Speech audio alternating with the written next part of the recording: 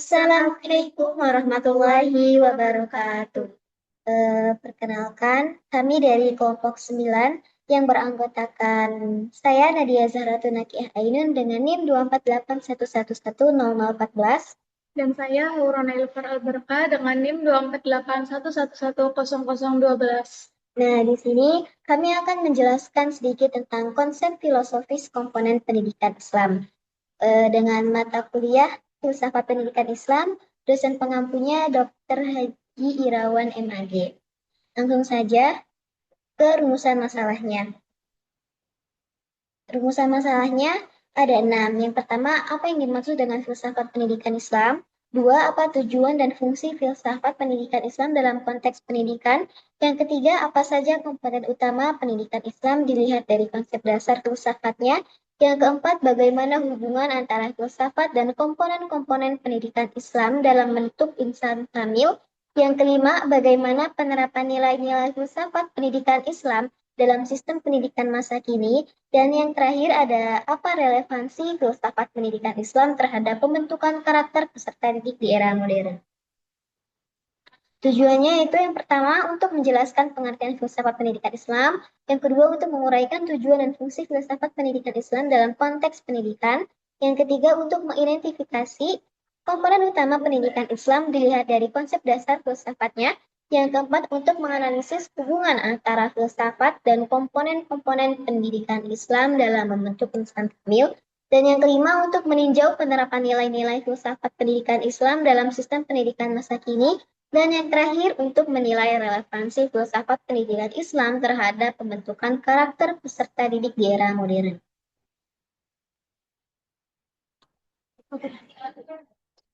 Kemudian dilanjutkan oleh saya. Yang pertama itu ada pendahuluan. Konsep filosofis tentang komponen pendidikan Islam menekankan pentingnya memahami setiap elemen pendidikan, tujuan pendidik, peserta didik, isi metode, dan lingkungan. Tidak hanya secara teknis, tetapi juga dari perspektif nilai-nilai keutuhan dan moral. Pendidikan Islam yang bersumber dari Al-Quran dan hadis tidak hanya bertujuan menguasai ilmu pengetahuan, tetapi juga membentuk akhlak dan potensi spiritual manusia, sehingga menghasilkan insan kamil yang seimbang antara kecerdasan akal, kebersihan hati, dan kematangan moral. Di era modern yang ditandai kemajuan teknologi dan globalisasi, pendidikan kerap terjebak pada orientasi materialistik dan intelektual semata, sehingga kajian filosofis menjadi relevan untuk memastikan seluruh komponen pendidikan tetap berpijak pada makna spiritual dan sosial yang mendalam. Dengan pemahaman filosofis ini, sistem pendidikan Islam diharapkan mampu melahirkan generasi yang berilmu, beriman, dan berakhlak mulia, serta mampu menghadapi tantangan moral dan arus globalisasi dengan karakter dan identitas keislaman yang kuat. Di sini ada pengertian filsafat pendidikan. Filsafat pendidikan Islam mengandung 3 komponen kata, yaitu filsafat pendidikan dan Islam. Untuk memahami pengertian filsafat pendidikan Islam, akan lebih baik jika dimulai dari memahami makna masing-masing komponen kata untuk selanjutnya secara menyeluruh. Secara etimologis, filsafat berasal dari bahasa Yunani, yaitu kata philein, yang artinya mencintai, atau philia, yang artinya cinta, atau philos, yang artinya sahabat atau kekasih, dan sophia, artinya kebijaksanaan, kearifan. Filsafat dimulai dari rasa ingin tahu, keingintahuan manusia ini kemudian melahirkan pemikiran manusia memikirkan apa yang ingin diketahuinya. Pemikiran inilah yang kemudian disebut dengan filsafat. Ada pengertian menurut beberapa tokoh. Yang pertama ada Al-Farabi, yaitu filsuf Muslim. Definisi filsafat menurut beliau adalah ilmu pengetahuan tentang alam, maujud, dan bertujuan untuk menyelidiki hakikat sebenarnya. Yang kedua dari Immanuel Kant, yaitu filsuf dari Barat, yaitu definisi filsafat, ilmu pokok dan pangkal segala pengetahuan yang mencakup 4 persoalan utama. Ada metafisika, etika, agama, dan antropologi. Yang ketiga ada Profesor Dr. Fuad Hasan, guru besar dari psikologi UI atau Universitas Indonesia. Beliau mendefinisikan suatu ikhtiar untuk berpikir radikal mulai dari akarnya dan berusaha mencapai kesimpulan-kesimpulan yang universal. Yang keempat ada Hasbullah Bakri dari Akademisi Indonesia. Definisinya sendiri yaitu ilmu yang menyelidiki segala sesuatu dengan mendalam mengenai ketuhanan, alam semesta, dan manusia untuk menghasilkan pengetahuan tentang hakikat sejauh yang dapat dicapai akal manusia. Ada tujuan dan filsafat pendidikan Islam dalam konteks pendidikan. Ada 5. Yang pertama adalah mencintai kebahagiaan hidup yang seimbang. Tujuan hakikinya pendidikan Islam adalah mencapai kebahagiaan hidup bagi manusia yang didasarkan pada perbaikan tingkah laku yang benar, meliputi kesopanan, kesetiaan, dan kemasyarakatan.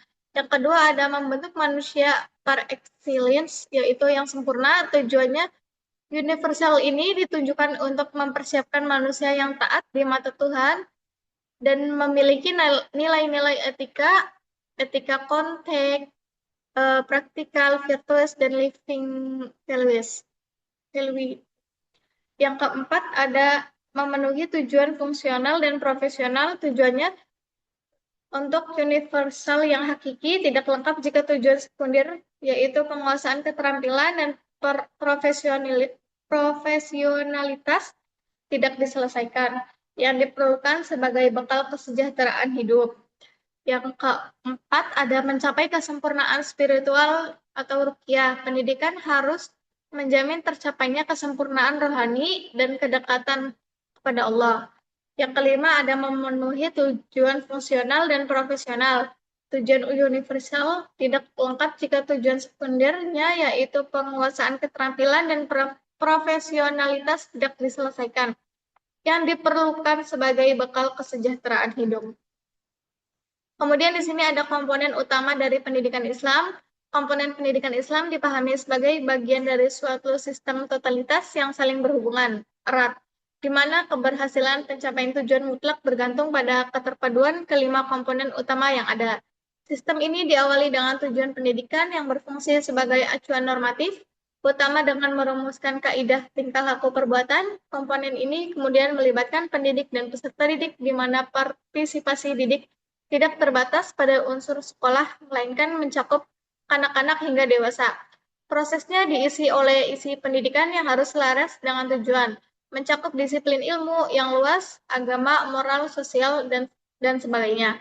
Seluruh proses ini didukung oleh lingkungan pendidikan meliputi seluruh segi kehidupan atau kebudayaan, dan diwujudkan melalui interaksi edukatif yang harus didasarkan pada kebersamaan tanpa menciptakan ketergantungan.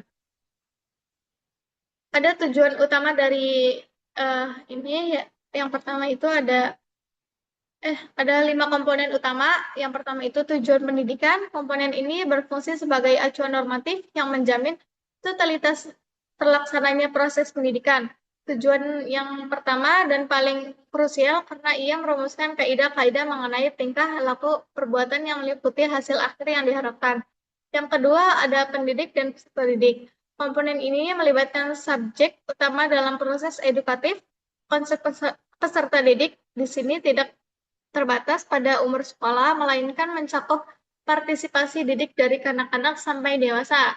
Keduanya bertanggung jawab untuk mewujudkan interaksi edukatif. Yang ketiga ada isi pendidikan, yaitu materi. Materi atau kurikulum ini mempunyai kaitan yang erat dengan tujuan pembelajaran. Isinya harus komprehensif, mencakup berbagai disiplin ilmu seperti pendidikan agama, moral, estetis, sosial, hingga kejuruan dan keterampilan, agar sesuai dengan tuntutan manusia sempurna. Yang keempat ada lingkungan pendidikan. Komponen ini meliputi seluruh segi kehidupan ataupun kebudayaan yang ada di sekitar. Proses pendidikan lingkungan pendidikan didasarkan pada konteks khas kebudayaan di sekolah. Area lingkungan ini dapat dikelompokkan berdasarkan dimensi kurikulum ideal, sosial, politik, antropologis, ekonomi, hingga geografis. Yang kelima atau terakhir ada interaksi edukatif. Komponen ini adalah perwujudan keterhubungan antara pendidik dan peserta didik yang terjamin dalam kejadian pengajaran. Interaksi harus didasarkan atas kebersamaan untuk mencapai tujuan pembelajaran yang kognitif, sosial, dan lain-lain. Pendidik dituntut untuk membanting tanpa menimbulkan ketergantungan, tetapi juga justru mendorong kebebasan pada peserta didik. Mantap. Kemudian dilanjutkan oleh rekan saya, Nadia. Silakan.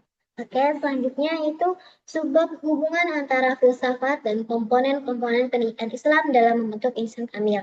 Nah, jadi di sini filsafat pendidikan Islam menjadi dasar berpikir yang mengarahkan seluruh komponen pendidikan agar selaras dengan tujuan pembentukan insan kamil, di mana filsafat berfungsi sebagai landasan ideologis yang menuntun pendidik, peserta didik, kurikulum, metode, dan lingkungan pendidikan menuju nilai ketauhidan serta kemanusiaan. Nah, jadi yang pertama ini pendidik berperan sebagai pembimbing moral dan spiritual, bukan sekedar penyampai ilmu. Nah, yang kedua juga peserta didik dipandang sebagai makhluk berfitrah yang mampu yang perlu dikembangkan potensi akal, hati, dan amalnya.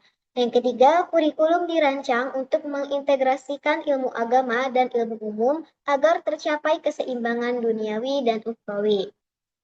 Selanjutnya, yang terakhir ada metode pendidikan ini diarahkan untuk menumbuhkan akal kritis, spiritualitas, dan akhlak yang bukan hanya sekedar transfer pengetahuan, di mana keterpaduan semua komponen dalam bingkai filsafat Islam membentuk manusia berilmu, beriman, dan berakhlak mulia.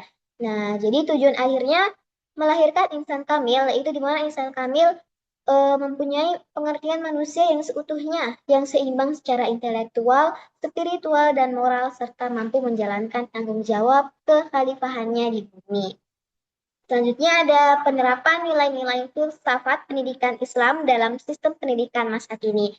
Jadi, yang pertama, ada prinsip ketauhidan diterapkan melalui pembiasaan ibadah harian di sekolah seperti sholat berjamaah, tadarus Al-Quran, dan doa sebelum belajar.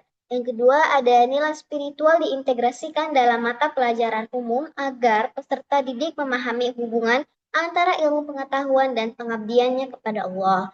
Dan yang ketiga, ada nilai kemanusiaan yang diwujudkan lewat metode pembelajaran student-centered learning yang menghargai potensi, kreativitas, serta perbedaan individu peserta didik. Selanjutnya, ada kurikulum yang dikembangkan dengan pendekatan integrated kurikulum yang menggabungkan ilmu agama dan sains modern, yang misalnya ini mengaitkan ayat-ayat Al-Quran dengan fenomena ilmiah yang terjadi. Selanjutnya ada pendidik berperan sebagai teladan moral dengan menunjukkan akhlak baik, membina karakter, dan menggunakan pendekatan dialogis dalam proses belajar. Selanjutnya ada evaluasi pembelajaran meliputi penilaian akademik, sikap, kedisiplinan, dan akhlak peserta didik agar hasil pendidikan bersifat menyeluruh. Yang terakhir ada penerapan nilai-nilai filsafat Islam ini menjadikan sistem pendidikan lebih holistik dan mampu melahirkan generasi berilmu dan beriman dan berakhlak serta siap menghadapi tantangan global. Nah, selanjutnya nih di subbab selanjutnya ada relevansi filsafat pendidikan Islam terhadap pembentukan karakter peserta didik di era modern. Jadi nilai filsafat Islam ini masih relevan di sekolah modern ya, seperti Al-Azhar dan Cendekia Baznas yang memadukan sains dengan nilai keislaman. Jadi biasanya tuh pembiasaannya tuh ada sholat berjamaah, tadarus, dan doa doa pagi menanamkan nilai ketauhidan dalam aktivitas belajar maupun setelah aktivitas. Nah, jadi program karakter building dan mentoring rohani ini menumbuhkan tanggung jawab dan empati besar pada peserta didik. Selanjutnya ada kurikulum juga yang terpadu. Ini di madrasah unggulan seperti MAN Instan Cendekia yang menghubungkan ayat Al-Quran dengan sains dan teknologi, serta guru berperan sebagai teladan moral melalui adab, ucapan, dan perilaku sehari-hari di sekolah. Dan filsafat pendidikan Islam ini memperkuat karakter dan identitas spiritual siswa di tengah pengaruh budaya digital. Namun, penerapannya ini masih belum merata karena banyak sekolah yang masih fokus pada akademik dan kurang pelatihan integrasi nilai-nilai Islam. Nah, jadi masuk ke kesimpulan, jadi di mana filsafat pendidikan Islam ini menjadi dasar yang menuntun arah dan tujuan pendidikan agar berpijak pada nilai ketuhanan. Secara filosofis, pendidikan Islam ini berlandaskan pada pemahaman tentang hakikat manusia sebagai makhluk berakal, beriman, dan bermoral yang harus dikembangkan secara seimbang. Tujuannya bukan hanya mencerdaskan intelektual, tetapi juga membina moral, spiritual, dan sosial peserta didik agar menjadi insan kamil. Dalam konteks modern, filsafat pendidikan Islam tetap relevan karena menjaga keseimbangan antara kemajuan ilmu pengetahuan dengan nilai keislaman. Dengan menjadikan nilai-nilai Islam sebagai dasar berpikir dan bertindak, pendidikan mampu melahirkan generasi yang beriman, berilmu, dan berakhlak mulia. Nah, mungkin ini daftar pustaka yang kami gunakan. Bisa dilihat ininya sumber-sumber yang terdapat di PPT kali ini dan sesi diskusi. Nah, sesi diskusi ini enggak jelasin pertanyaannya. Asal yang mau dulu sih kemarin. Jadi di sini ada beberapa pertanyaan dari teman sekelas kami, itu ada 2 pertanyaan. Yang pertama akan dijelaskan oleh rekan saya, itu Habro. Silahkan. Soal yang pertama itu ini yang dari rekan saya, ini Wijayanti. Soalnya, mengapa pendidikan Islam tidak hanya menekankan aspek kognitif, tetapi juga spiritual dan moral? Kemudian dijawab oleh saya, yaitu pendidikan Islam tidak hanya menekankan aspek kognitif, tetapi juga spiritual dan moral. Hal ini karena tujuan pendidikan Islam bukan sekedar mencerdaskan akal, melainkan membentuk kepribadian Muslim yang utuh, yang cerdas secara intelektual. Melainkan membentuk kepribadian Muslim yang utuh, yang cerdas dan secara intelektual, kuat secara spiritual dan baik secara moral. Dalam pandangan Islam, manusia terdiri dari akal, hati, dan jasmani yang harus tumbuh seimbang agar tidak kehilangan arah hidup. Kalau pendidikan hanya menitik beratkan pada aspek kognitif, seseorang bisa saja menjadi pintar tapi tidak memiliki nilai moral dan spiritual yang kuat. Akibatnya, ilmu yang dimiliki bisa disalahgunakan dan tidak membawa manfaat bagi dirinya maupun orang lain. Oleh karena itu, aspek spiritual dan moral penting untuk membentuk kesadaran diri, tanggung jawab, dan adab dalam menggunakan ilmu. Dengan begitu, pendidikan Islam berfungsi untuk menumbuhkan iman dan takwa, membentuk akhlak mulia, serta mengembangkan kecerdasan, akal, dan hati secara seimbang. Tujuannya agar lahir insan yang berilmu, beriman, dan berakhlak mulia. Bukan hanya cerdas dalam berpikir, tapi juga benar dalam bertindak dan berakhlak. Kemudian dilanjutkan oleh soal kedua. Jadi soal kedua ini diberikan oleh Uzzifatul Jannah, yang dimana soalnya ini beliau bertanya, pada contoh di dalam presentasi terdapat kurikulum yang digunakan oleh Man Insan Cendekia dan madrasah lainnya. Keduanya ini menggunakan kurikulum yang sama. Namun, mengapa MAN Insan Cendekia ini dapat lebih unggul dibandingkan madrasah pada umumnya? Jadi, izin menjawab ya. Jadi, jawabannya itu, meskipun MAN Insan Cendekia dan madrasah lainnya menggunakan kurikulum yang sama, Man Insan Cendekia lebih unggul karena pelaksanaan pendidikannya lebih baik, mulai dari proses seleksi guru dan siswa yang ketat hingga fasilitas yang lebih lengkap. Guru-gurunya dipilih dengan kualifikasi tinggi dan kemampuan mengajar yang inovatif, sedangkan siswanya disaring melalui seleksi nasional yang mencakup tes akademik, psikotes, wawancara, serta penilaian karakter. Nah, proses ini juga membuat siswa yang diterima memiliki kemampuan intelektual, mental, dan spiritual yang kuat. Selain itu, lingkungan belajarnya mendukung pembinaan karakter, kedisiplinan, serta pengembangan berpikir kritis yang mengintegrasikan ilmu pengetahuan dengan nilai-nilai Islam. Faktor-faktor inilah yang membuat MAN Insan Cendekia mampu menghasilkan prestasi dan kualitas lulusan yang lebih unggul dibandingkan madrasah lainnya. Jadi, walaupun kurikulum yang sama karena sama-sama sekolah negeri, jadi MAN Insan Cendekia ini telah dirancang khusus oleh Kementerian Agama untuk menjadi sekolah favorit. Dan mungkin itu saja ya pertanyaan-pertanyaannya. Jadi terima kasih telah mendengarkan presentasi dari kami. Ada kata-kata sedikit. Jadi filsafat pendidikan Islam mengajarkan bahwa hakikat manusia adalah makhluk berakal dan beriman, yang berarti menuntut ilmu bukan sekedar mengisi kepala, tapi menyeimbangkan hati, akal, dan tindakan agar setiap langkah menuju insan kamil penuh makna. Mungkin cukup sekian ya presentasi dari kita berdua. Kurang-kurangnya mohon maaf. Wassalamualaikum warahmatullahi wabarakatuh. Jangan lupa perhatiin record. Gimana? Recordnya sama. Kayaknya stop sharing aja dulu. Stop ya. Iya.